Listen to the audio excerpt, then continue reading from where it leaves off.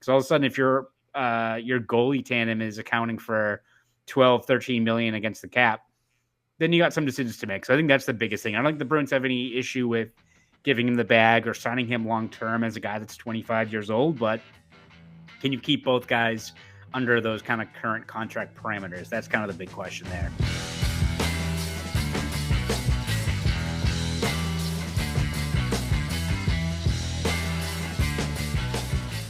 And welcome into the Bruins Beat on CLNS Media. My name is Evan Marinofsky, and today I am joined by Conor Ryan. Conor, what is up?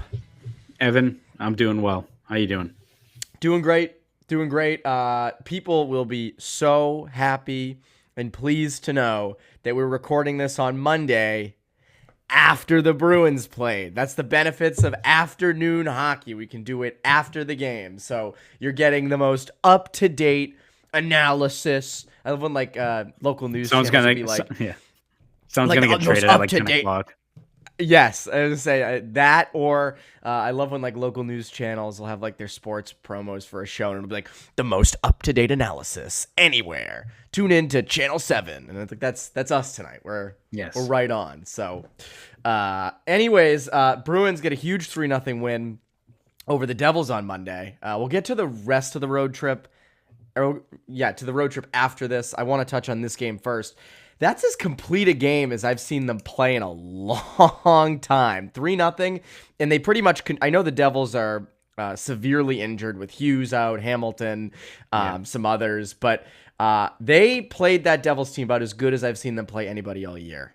Yeah, no, that was a professional one, I think is the best way to put it, right? I mean, even in the first period where they get the goal from JVR and it gets called back on the offside, they're still, I think, 16-8, I think was the shots on goal for the Bruins. So they really controlled that first period, come out really early on in the second, establish themselves, get that goal from Coyle. And then it's just kind of all the hallmarks of a solid professional win, right? You obviously have Jeremy Swayman has a 31 save shutout, 5th straight game for him, 3rd start in a row, obviously with Linus Ullmark out. So good, there's not really been any immediate wear and tear there, but when you also add in the fact you get a power play goal from Pastrnak, who had a eventful road trip, I guess I would probably the best way to put it. PK stood tall, especially down the stretch there where there was a chance for the Devils to make a push. You get an empty net goal. They kind of seal off, avoid a late game rally. Frederic gets the goal off of a great effort. Whichever way you kind of put it, even as you said, Devils are banged up, not anywhere close to 100%, but to get back at home after a long road trip, there's always the chance of that being a letdown game. And I think they really kind of control play right from the start. And again, you go they're injured and everything, but they played the right way. Like, it wasn't a 5-4 game where they gave up a lot in the defensive zone. I mean, they were stout in their own zone. They had a million chances at the other end. They played really well, cycling it and everything. So, like, to me, I mean, again, you hit it. Like, it's professional. That was a meat and potatoes, 9 to 5, clock in, clock out, get the job done kind of win. You know, I mean, that's a Evan working at Target in high school kind of win. You know, you clock in, you clock out, you do your job. You don't make any mistakes because it's impossible to make mistakes working there. But you do what you got to do. You help people in distress when they like bring too much stuff to the self-checkout counter. Yes. You know, they're trying to put each individual Werther's original in the scan. You're like, no, please don't do this. No, I would never do that to you, Evan. No, thank you. I appreciate that. It's like back in the day, they would bring a whole, like a 12-pack of Gatorades, and they would try to scan the barcode on each one, and they'd be like, I didn't know this 12 thing of Gatorade was like $96. And I'd be like, oh, that's because it isn't. It's because you only scan one barcode. But yeah, this was a good win. They get the job done. They do what they have to do. You mentioned Frederic on that empty netter. That's as good of an empty net goal as I've seen in a while. And it wasn't even because of the dive. It was because he blocked the shot, good stick positioning. Like, I think that hits it, and he's on pace to blow right past his point total from last year. And we can kind of touch on him first.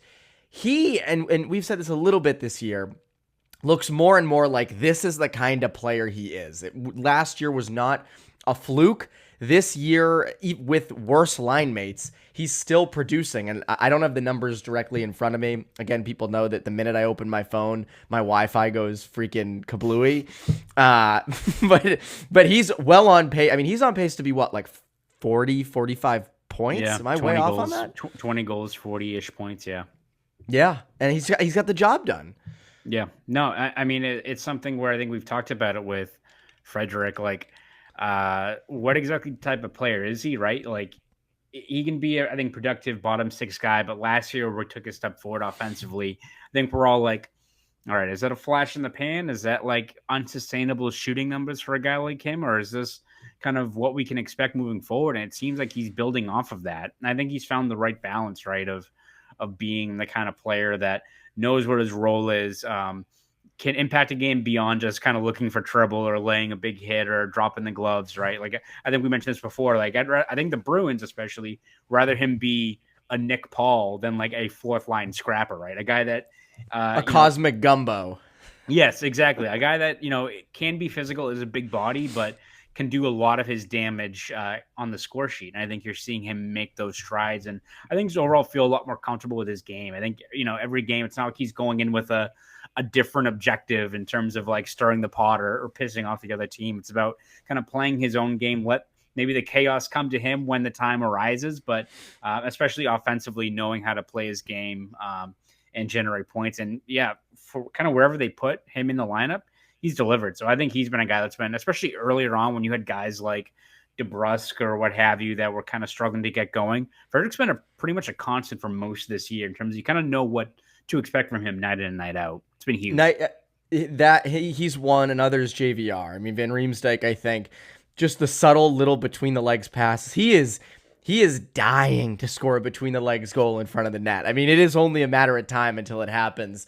But I just think his playmaking ability around the net, I think just his play in transition, we've touched on him as well this year, but has a goal taken away on Monday. I thought he was going to score on that power play right after, just scored the exact same goal. Yeah. But again, I think coming into the year, we were saying, hey, he's going to be big in net front on the power play. That's going to be his thing. He's a little slow. I don't know what else he's really going to do.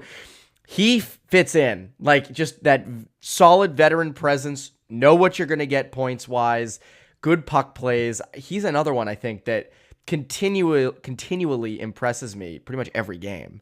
Yeah, no, he's been huge, and I don't have the exact numbers now, but I remember I think it was last week when we were looking at his numbers. He's near the top of the league in terms of 5-on-5 primary assists. Like, he's a guy that, as you said, we thought he could be a productive power play guy. Hell, if fucking Nick Ritchie, who's like busy knocking out dudes in Finland, can get 15 goals, contribute on the power play. A guy like JVR, who again is up there in age, but has a pretty lengthy, resume in terms of being a really productive net front guy on the power play. He could fill in that role, and I think you've seen JVR like do that beyond just he gets the power play, goal that gets taken away in this game, but just how effective he is at the net front, even with those quick little passes. You can see why he's a guy that I think when he's surrounded by more talent here in Boston, see why a lot of those quick feeds are leading to directly to 5-on-5 goals. Yeah, you get guys who can corral the puck and actually score the goal. Even though the Flyers this year are doing pretty well. Flyers are good, yeah, but last year was a mess. Not good. Not so good. Before we get to the big storyline, I think, from Saturday's game, and you touched on it a little bit at the beginning, kind of from that whole trip, I think one of the most impressive parts of Monday's win over the Devils is that was a game that if they lost, we would have been like coming off a road trip, afternoon game on a Monday. I know the Devils are banged up, but again, just that that first home game after a road trip always feels a little like a scheduled loss, a game that you're not expecting your best. And they brought their best. And I think it comes back to, like Charlie McAvoy was talking after the St. Louis win, saying that, 5 out of 8 points doesn't sound bad on the road trip, but like a lot of points were left on the table. There were a lot of botched overtimes and things of that nature. So again, I think it's impressive that the Bruins came out on Monday and got that win, considering the circumstances. Hopefully, you Bruins fans bet on the Bruins winning that game. And if you didn't and you want to, you should go check out our good friends over at FanDuel. The NFL season is wrapping up, but there is still time to get on the action with FanDuel, America's #1 sportsbook. Right now, new customers get $150 in bonus bets guaranteed when you place a $5 bet. That's $150 in bonus bets, win or lose. The app is so easy to use, and there are so many different ways to bet, like live same-game parlays, find bets in the new Explore tab, pick a parlay in the Parlay Hub, the best way to find popular parlays, and more. So visit FanDuel.com/Boston and make your first bet a layup. FanDuel, official partner of the NFL.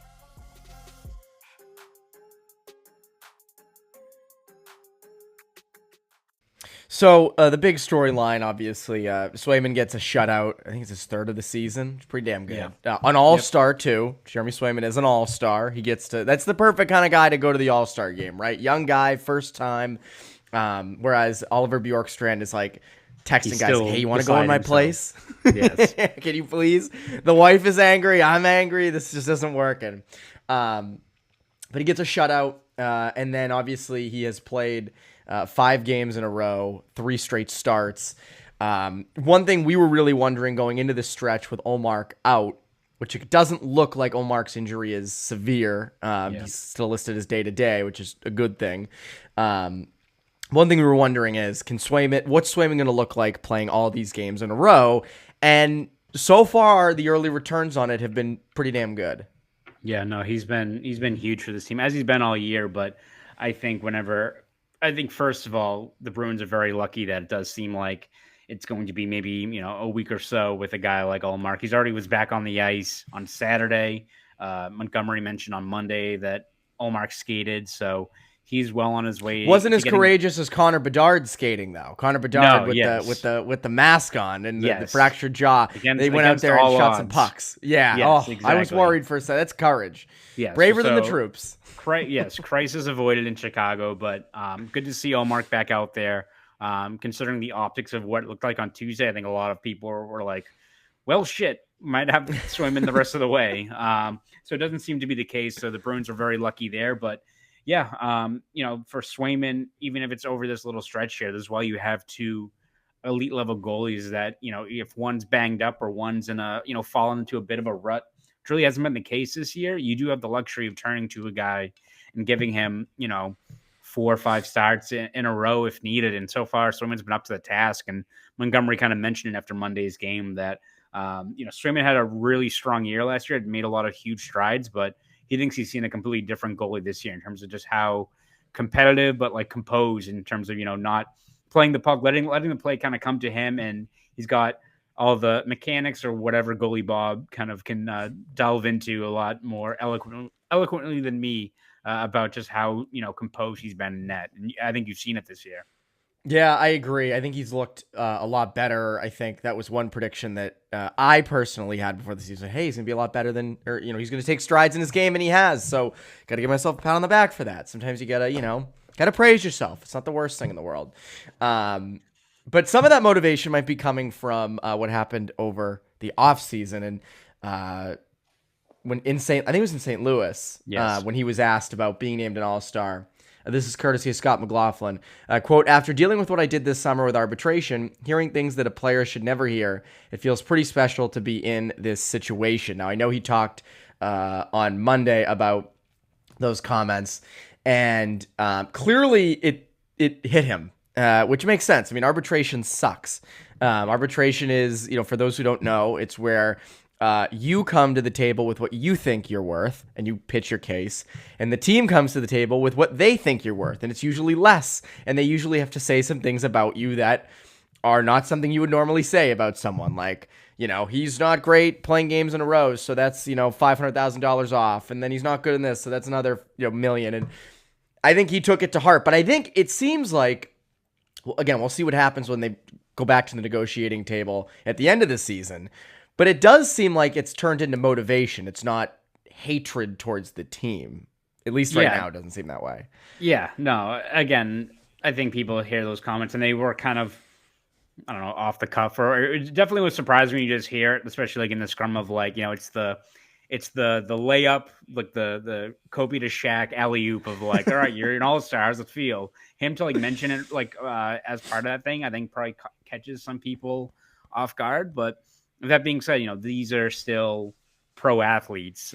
For I think, especially in this market, when you have heard of a guy Tom Brady and how he deals with criticism and chip on his shoulder and carrying that with you. I'm sure like every other person on this planet who watched The Last Dance with Michael Jordan during COVID and how a guy like him, Jordan is wired of like these people who will take any slight as motivation and channel it positively, which is something that, I wrote a story on Monday, like a staple of a Jeremy Swayman scrum is, I think he says you can't buy experience at Target, which I believe is a line from Red Gendron, the late Red Gendron, who was his coach at Maine. But I think that's something that Swayman takes to heart of embracing the good and the bad, enjoy, taking that experience and building off of it, whether it be a great game in net, a Game 7 loss, dealing with arbitration, all that kind of shit that comes with it.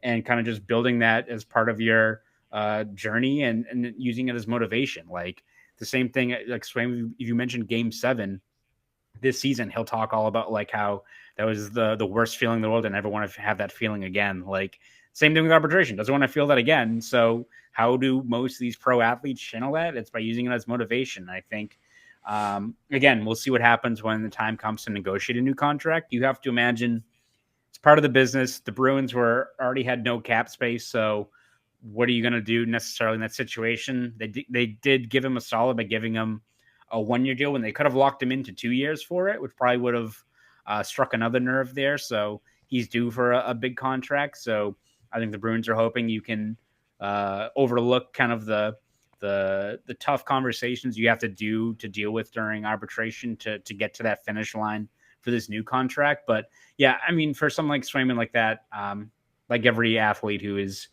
fueled a path to professional sports through motivation and channeling all that into their prep work on and off the ice, doesn't really come as much of a surprise to me in terms of just the big picture, the implications of his comments. Yeah, and I can confirm you cannot buy experience at Target. That's true. We didn't sell experience. Someone wasn't like at the self-check counter doing that. No. They didn't They didn't have like a red polo shirt. They were like trying to scan like, I want to work at Target. I want the Target experience. And you're like, no, please stop. Don't do that. You couldn't get experience off like the in aisle 6 and go up and try to buy it. You couldn't do that. Gotcha. Maybe we need to do that. Maybe we need to get like a box just as experience on it, and whatever experience you need, it just like comes over you. And it's a lot of money though. We're gonna sell it for a lot and make a lot of money off it.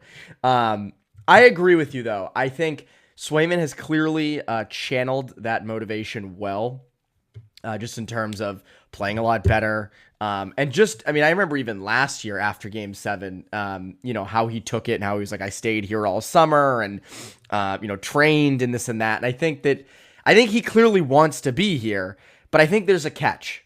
I think there's a little catch to wanting to be here, and it's something that Bruins fans and the Bruins front office has not been used to in a while. We'll get to that in a second, but first, Connor, a quick word from our friends over at HelloFresh. Quick break in the action to tell you about our delicious friends over at HelloFresh. With HelloFresh, you get farm-fresh, pre-portioned ingredients and seasonal recipes delivered right to your doorstep. Skip trips to the grocery store and count on HelloFresh to make home cooking easy, fun, and affordable. That's why it's America's #1 meal kit. A crazy schedule can make it easy to fall back into your dinner time recipe rut, but keep mealtime exciting with over 40 recipes to choose from every week.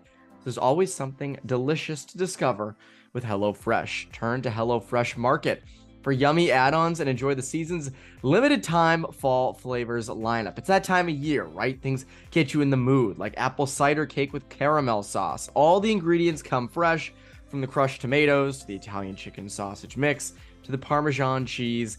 It's delicious, and I feel like a chef when I'm doing it. What's better than that?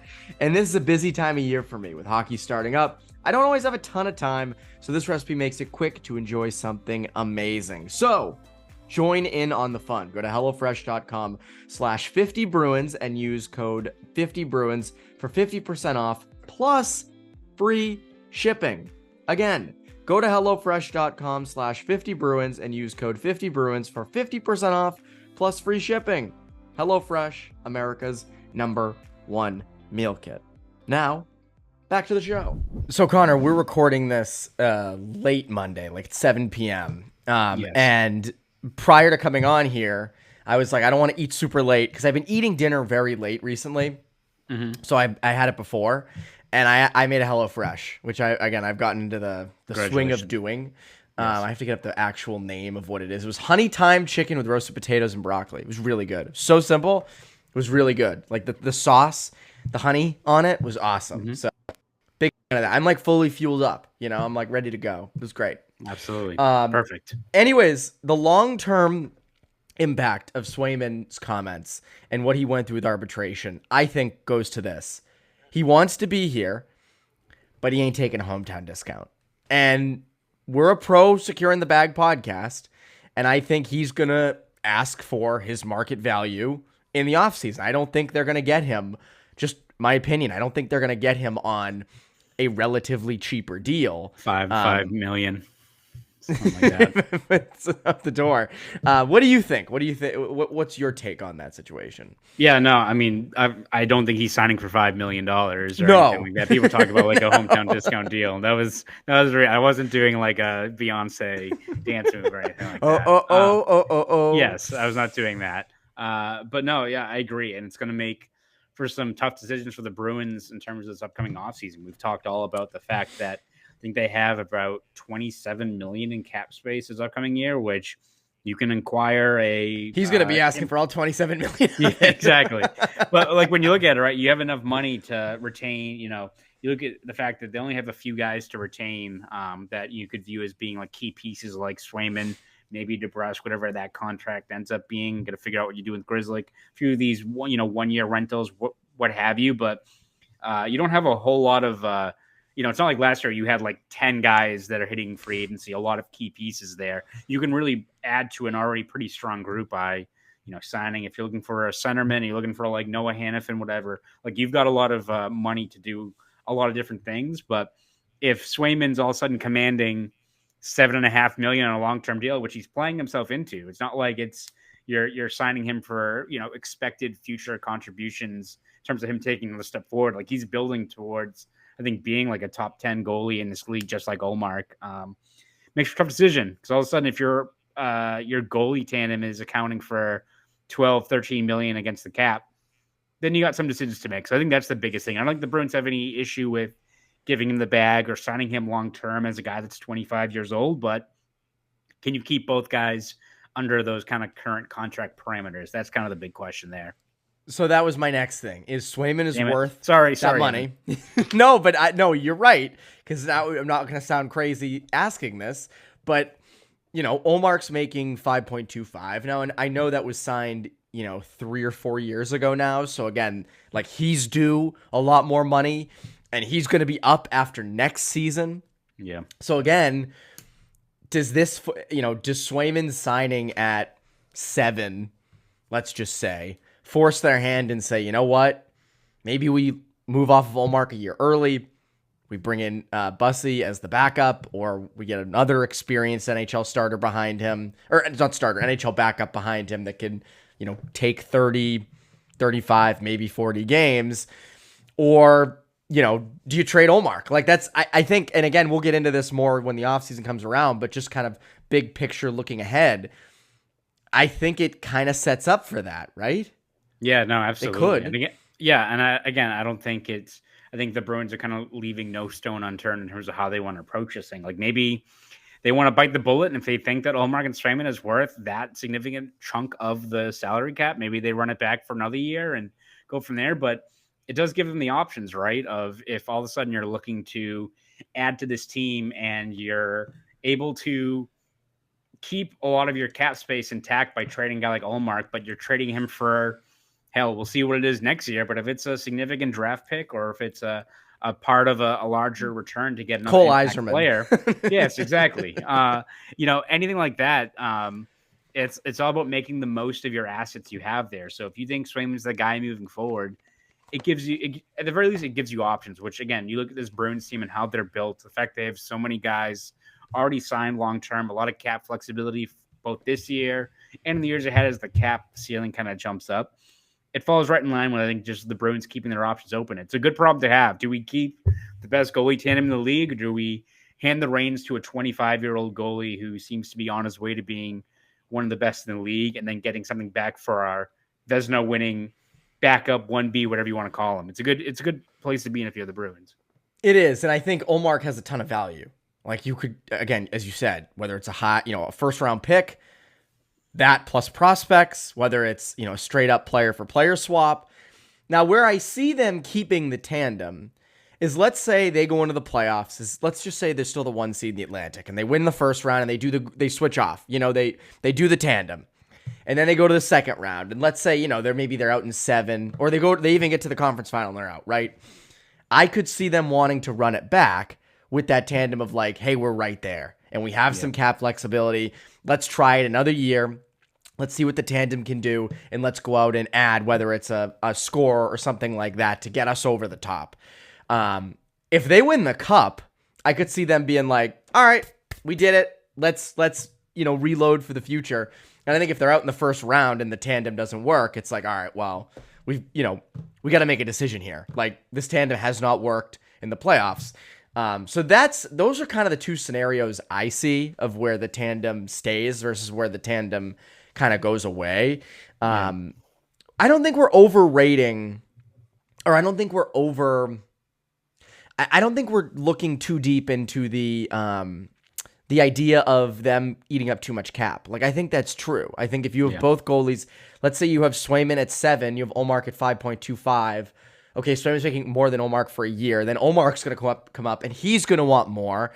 And then you will have never gotten anything for Ullmark, because you can't have Ullmark making 8.5, and Swayman making 7. Yeah. 7.5. You can't do that. That's why I think that's going to force their hand this offseason. Yeah, no, I mean, regardless of what they do this offseason, I think next season, after let's say they keep Ullmark and he's due for that next contract, I can't see the Bruins having two guys making 7.5, 8 million a year, right? Like, that's not feasible. The decision's going to be this offseason as to how you want to approach it. If Swayman does get a significant pay bump, which sure seems like that's going to be the case. Or there's the option that you trade his rights. I don't know why you would do that, because Ullmark is going to cost you more down the road, and he's older. So I don't understand the whole trade Swayman and keep Ullmark. I've seen some of that.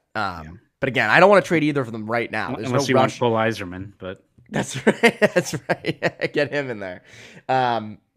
Anyways, by the way, before we go, one quick thing.